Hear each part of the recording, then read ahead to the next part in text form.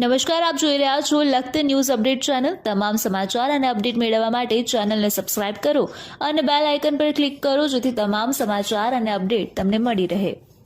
Pipodara industrial એરિયામાંથી ઓડિશાના યુવાનના અપહરણ કેસમાં 5 આરોપીને સુરત પોલીસ દ્વારા ઝડપી લેવામાં આવ્યા। 5 આરોપીએ અપહરણ કરી રૂપિયા આપવા માંગ કરવામાં આવી હતી। સુરત ગ્રામ્ય પોલીસ દ્વારા આપવામાં આવેલ માહિતી મુજબ પીપોદરા ઇન્ડસ્ટ્રીયલ એરિયામાંથી સાગર ગોડા નામની વ્યક્તિનું અપહરણ કરવામાં આવ્યું હતું।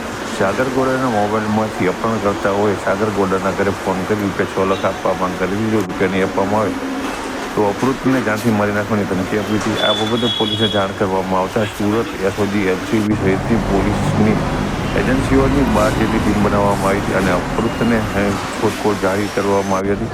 અપહૃતને સલામત રીતે અપહરણખોરોના હાથમાંથી છોડાવી લેવા માટે ઓપરેશન હાથ ધરવામાં આવ્યું હતું। પોલીસ દ્વારા આ કેસમાં મૂળ ઓડિશાના 5 આરોપીઓની ધરપકડ કરી હતી અને અપહૃત સાગર ગોડાને સલામત રીતે છોડાવી લીધો હતો અને આરોપીઓ સામે અપહરણ કરવું, ખંડણી માગી સહિતની બીએસએફની કલમ મુજબની ફરિયાદ દાખલ કરવામાં આવી હતી અને નામદા કોર્ટની ગાઈડલાઈન મુજબ કાર્યવાહી હાથ ધરવામાં આવી હતી। ત્યારે આ બાબતે સુરત ગ્રામ્ય પોલીસની સતર્કતા અને તુરંત કામ કરવાની કામગીરી આરોપી ઝડપાઈ ગયા હતા।